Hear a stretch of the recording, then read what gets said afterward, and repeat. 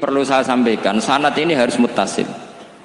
Sehingga kita tahu bahkan cara tidur Rasulullah itu miring kemana, ala jambihil aiman, kemudian madhab kiblat. Sebelum tidur beliau wudu, sebelum tidur lagi baca subhanallah 33 kali, alhamdulillah 33 kali, Allahu akbar 33 kali. Sebetulnya wiridan itu sanad paling kuat itu tentang mau tidur. Meskipun ada riwayat dibaca setelah apa? Sholat. Jadi makanya kita al-jam'u baina riwayaten, habis sholat ya baca itu, mau tidur ya baca itu. Nah, sebetulnya habis sholat sama mau tidur tuh ngeri mau tidur. Karena ini kan pemanasan mati, pelatihan mati. Karena satu kondisi yang Anda sudah tidak bisa ikhtiar. Tapi kayak apa Rasulullah? Justru kita kondisi yang nggak bisa ikhtiar itu pesannya Nabi apa? Kamu baca ini. In mutta kata Nabi, ada yang baca in mitta. Kalau mau berpikir potensi paling ngeri, bahaya paling ngeri adalah orang mau tidur. Karena di situ kita tidak bisa apa-apa. Cara musuhmu mangkel mbek kowe ya karek nyembelih. Cara bojomu mangkel mbek kowe ya karek ngobong kok ini TV niku. Anda usah merasa tidak akan mengalami itu, ya insya Allah enggak itu. Tapi dengan melihat di TV semua potensi itu ada. Untuk kowe turu ning kendaraan tangi-tangis ning akhirat. Terus takoki, Gusti kalau mau akhirat mau kecelakaan. Nah, justru mau tidur itu Nabi itu unik, kelihatan bahwa ada nubuah, ada kenabian yang luar biasa. Kalau mau tidur itu ada nubuah, ada kenabian yang luar biasa. Kalau mau tidur itu ada wiridannya. Saya termasuk orang yang fanatik baca wiridan sebelum tidur. Jadi jangan kira kalau selasa sholat jarang wiridan, tidak punya wiridan di tempat lain. Itu sangat suudzon yang menyakiti. Saya punya cara sendiri untuk ingat Allah, itu terutama mau tidur. Sampai istri saya itu protes. Gus, nak bersolat tahu mau nyekel tasbih nabi tidur. Saya itu punya tasbih lupa jumlahnya sama. Semuanya di kamar tidur. Ini sekaligus ijazah entah pamer kebaikan tidak tahu saya. Pokoknya sudahlah husnudzon saja. Suudzonu iblis. Karena mau tidur saya pikir kalau tahu-tahu saya bangun terus ketemu mungkar nakir terus kayak apa. Sehingga Rasulullah itu ngajari kita luar biasa. Bismika wadu'tu jambi wa bismika arfa'u. Kalau mau tidur doa populernya apa? Bismika Allahumma ahya bismika amut. Hafalnya gitu dok. Saya hafal banyak. Allahumma rabbas samawati sab'i wa rabbal arsyil azim rabbuna wa rabbu kulli syai' falikal habbi wan nawa.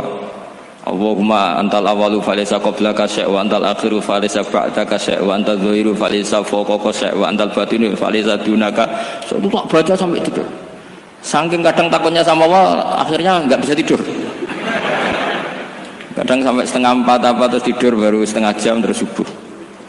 Jadi kalau melihat tren itu kayaknya saya bakat wali gitu. Kalau trennya seperti itu terus. Tapi sayangnya tren seperti itu jarang warset. Makanya terus tidak jadi wali-wali gitu. Tapi saya ingatkan ke jenengan, sanad-sanad seperti ini tuh yang mungkin Anda lupa. Anda hanya ingat sanad misalnya ya Mu'ad, inni uhibbuka faqul dubura kulli sholatin atau fala tada'anna dubura kulli sholatin Allahumma inni ala dzikrika wa syukrika. Kamu lupa bahwa saat paling krusial dalam hidup Anda itu tidur. Sehingga disebut wa min ayatihi manamukum billaili wan. Itu dari segi krusial gawat darurat, setiap saat Anda bisa mati. Belum urgensinya tidur untuk melawan maksiat. Itu kalau kamu hidup di kota Demak atau kota Semarang, bener kepikiran niklap atau wong ayu-ayu seneng terminal ning gone dalan-dalan, itu satu-satunya cara itu hanya tidur. Kowe nak melek tetep jelalatan tak jamin. Masuk ning arep masjid Demak nggo tasbih gede-gede. Pangeran mbek wong liwat tuh eling. Barokahnya usul fikih adalah kita belajar dulu. Saya pernah musyawarah sama Gus Yofur tentang usul fikih. Usul fikih itu ada makalah, mubah itu tidak ada. Sebagian ulama berpendapat mubah itu tidak ada. Karena setiap mubah saat itu Anda pasti meninggalkan keharaman. Itsma min mubahin illa wa yatahaqqaqu bihi tarku haramimma. Tidak ada kemubahan kecuali saat itu kamu meninggalkan keharaman. Anda tidur, berarti Anda taroktal maksiyah. Anda tidur berarti Anda meninggalkan maksiat. Enggak nyolong, enggak dugem, enggak zina, enggak maling, enggak ngerasani orang. Jadi tidur itu anggap saja, ya Rob, ya Allah saya mau tidur. Tidur itu ibaratun antarkil ma'asi. Jadi malaikat roket pate kandani, iki ras sekedar turu, ya aku kudu ngerti, iki apa ninggal siap. Hitung mulai saiki. Bismika Allahumma ya bismika. Amun ayo roket pate hitung, anggap ini kiat meninggalkan maksiat. Terus turun 6 jam, berarti tidak maksiat 6 jam. Meskipun akhirnya maksiat karena bangun jam 7. Artinya maksiat ra subuh gitu. Tapi betapa krusialnya ulama. Ulama lah yang mengajarkan kita tidur itu rohatan lil abdan, untuk istirahat. Kita pulih lagi, bisa kerja lagi. Pak Butuh Hati bisa ngantor lagi, Pak Kapolsek, Kapolres bisa ngantor lagi. Semuanya aktivitas tentara bisa ngantor lagi. Memulihkan kekuatan itu ibadah. Meninggalkan maksiat karena tidur juga ibadah. Tidur saja ibadah. Ini barokatnya umatnya Rasulullah Shallallahu Alaihi Wasallam. Senyaman itu. Coba kalau kamu jadi umatnya Nabi lain, wah itu beratnya bukan main. Dan itu sesuatu yang dimintakan Allah, dimintakan Rasulullah kepada Allah, yaitu Rabbana wa la tuhammilna ma la taqata lana bih. Termasuk la tahmil alaina isron kama hamaltahu 'alal ladzina min qablina. Jangan bebankan ke umat kami sesuatu yang seperti engkau bebankan pada umat dulu. Umat dulu itu kalau mau tobat, kayak umatnya Nabi Musa pernah nyembah anak sapi, itu yang pernah nyembah tobatnya dibunuh. Liyaqtulal bari'u minkum al mujrima, yang terbebas dari menyembah anak sapi disuruh bunuh yang pernah menyembah anak sapi. Fatubu ila bari'ikum faqtulu anfusakum. Mau beratnya kayak apa? Kalau orang sekarang tobat cukup soal Pak Rosid, salami template 100.000, dipandu caranya tobat, diwari istighfar. Nomor itu penting. Nomor loro seneng kiai, seneng aku maksudnya. Maksud kalimatnya jelas. Itu sudah. Pokoknya yang jelas gak usah dibunuh, gak usah apa? Gak usah apa? Dibunuh. Sehingga tidurnya umatnya Rasulullah itu luar biasa, terutama tidurnya orang puasa. Tidurnya tasbih, tidurnya ulama juga tasbih. Karena dengan tidur itu kita tahu alamat kematian. Di mana kita masih di dunia saja punya kondisi di mana kita tidak bisa menentukan diri kita sendiri. Dan itu awal dari kita mengimani la haula wala quwata illa billah. Segagai koyok ngono ternyata ada kondisi di mana kita tidak bisa mengendalikan diri kita sendiri. Makanya disebut wa min ayatihi manamukum billaili wan nahar. Yang bisa menganalisis itu siapa? Ya ulama. Ulama kok tahu karena punya sanad musalsal ila Rasulillah sallallahu alaihi wasallam. Sehingga uniknya kenapa tidur itu sakral? Coba semua nabi di antara wahyunya itu lewat apa? Semua nabi di antara wahyunya lewat apa? Tidur, lewat mimpi. Inni ara fil manami anni atfahuka fangzur madza tara. Maka mimpi ini harus dikelola secara baik, yaitu kalau kamu mau tidur, wudu dulu, baca tasbih, terus tinggalkan semua dunia, anggap saja ini pemanasan kematian. Itu insya Allah mimpinya sip pokoknya. Paling dikejar-kejar Dajjalnya kecemplung kali, insya Allah. Tapi kalau kamu tidur gak wudu, raiso turu terus raiso turu mangan sik bu. Raiso turu terus raiso turu mangan sik ben wareg ben iso turu. Insyaallah dikejar Dajjal kecekel. Akhirnya ngelindur gak karu-karuan karena tadi. Nah, sanad seperti itu yang punya siapa? Hanya ulama. Ada lagi satu contoh, ini sudah hampir 20 menit Pak Ustaz. Itu saya pernah ngaji Durarul Kalami Syafi'i, mutiara-mutiara ngendikan Imam Syafi'i. Itu ulama itu mesti ngendikan tuh unik. Tadi saya sudah cocokkan sama Bupati, tak tanya, Pak Bupati saya ini punya ilmu dari Bapak, mungkin pas untuk jenengan pakai. Kata Bapak, urip itu padha wae, ngadepi konco mbek musuh padha wae, malah kadang ribet konco. Dulu saya itu iskal itu janggal. Tapi setelah ngaji Durarul Kalami Syafi'i yang ada di Muqaddimah kitab Majmu', Muqaddimah Syarhul Mu'adzab Imam Nawawi. Imam Syafi'i nak ngendikan gini, man ahsana ilaika faqad qayyadaka. Wong apiki kowe nyancang kowe. Kaya Pak Rosid itu apian mbak aku. Ngerti sarang sowan mampir, gayane apian. Jebule nyancang. Awas nak ra teko ning Demak. Itu faqat qayyadaka, nyancang kowe.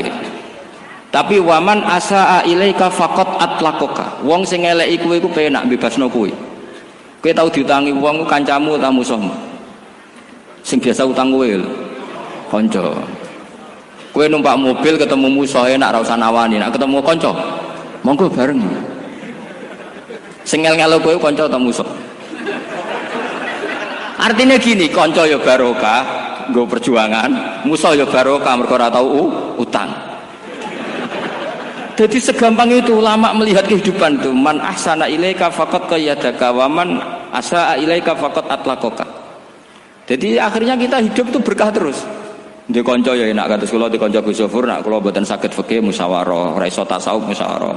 Di konco Pak Rosid, konco rai sederhana. Pokoknya duit. Tadi kurang contoh. Kalau rai Arab kan enggak sederhana, Pak. Wajahnya mewah terus. Ya. Ekonominya juga sederhana. Saya sama Arsyad sama-sama gak kaya. Jadi ada nyontokan kan Gus Zofur sama Gus Baknya ngebis. Memang saya sering sama Gus Zofur ngebis sampai sekarang masih sering. Bukan karena miskin yang jelas itu pilihan itu. Jadi ulama itu segampang itu melihat kehidupan. Saya termasuk kiai muda yang nggak takut mati, bukan karena yakin di surga gitu, karena saya sering baca berdoa. Allahumma ya Allah, kata Rasulullah, kamu harus berdoa ya Allah, ij'alil hayata ziyadatan li fi kulli khairin wal mauta rohatan li min kulli syarrin. Mungkin sekarang kita ada zina, mungkin sekarang kita ada korupsi, mungkin sekarang kita ada maling, tapi potensi itu tetap ada. Yang bisa ngakhiri itu apa? Kematian. Maka anggap saja kematian itu rohatan li min kulli syarrin, semua mengakhiri semua keburukan. Kayak apa Rasulullah memandang kehidupan? Kalau kamu masih hidup, anggap saja ziyadatan li fi kulli khairin. Saya gara-gara hidup bisa derekno kersane Pak Rosid ngaji di sini.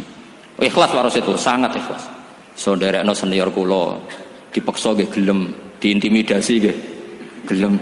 Wah itu barokah. Nanti setelah saya mau mati, saya juga akan ridho-ridho saja. Ya Allah, ini akhir dari segala potensi keburukan saya.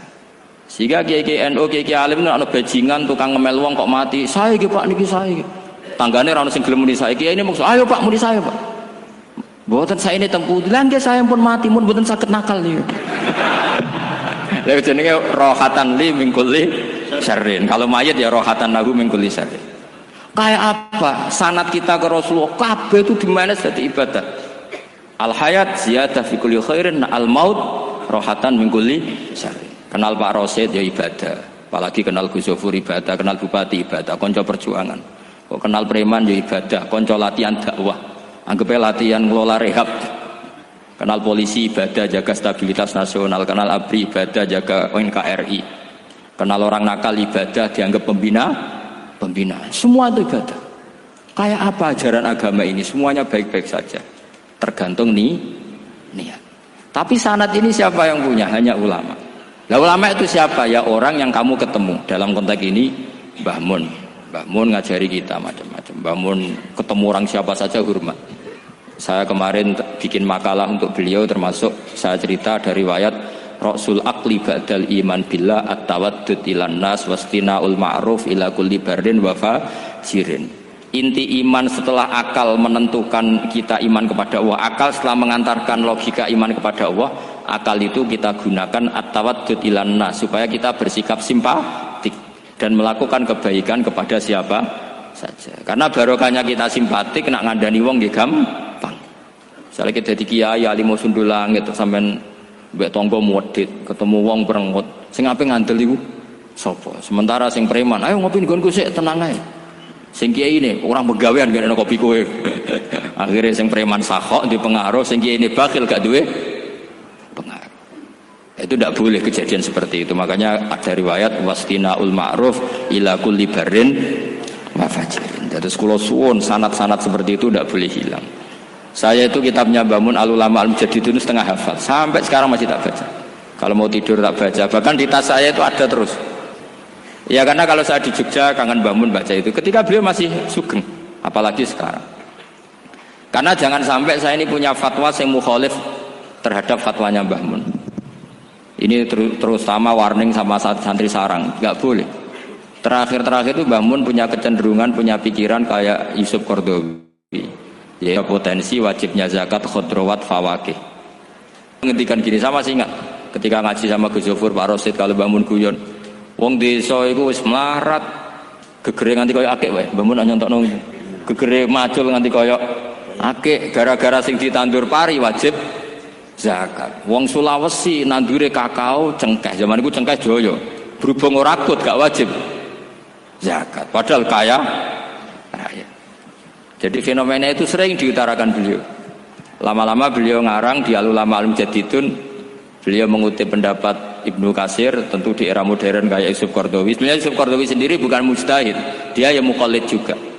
Kata Ibnu Katsir, wa mimma akhrajna lakum minal ard, yang harus dizakati adalah ma itu umum, apa saja yang keluar dari bumi. Maka kecenderungan Mbah Mun akhir-akhir itu mbok yao fawakih khodrowat itu dizakati. Tapi beliau tentu tidak ilzam ya, karena beliau sangat syafi'i. Tapi ini kan saran yang baik lah menurut saya. Apa susahnya sih dadi wong lomo gitu loh. Wong dadi wong medhit kok mbok bela-bela. Lah nek kowe takok takbire ndi Gus? Nak khadrawat fawakih, melon, kakao, tebu wajib zakat. Takbire iku lomo iku apik, medhit iku elek. Ngoten mawon. Mun ngoten mawon. Assalamualaikum warahmatullahi wabarakatuh.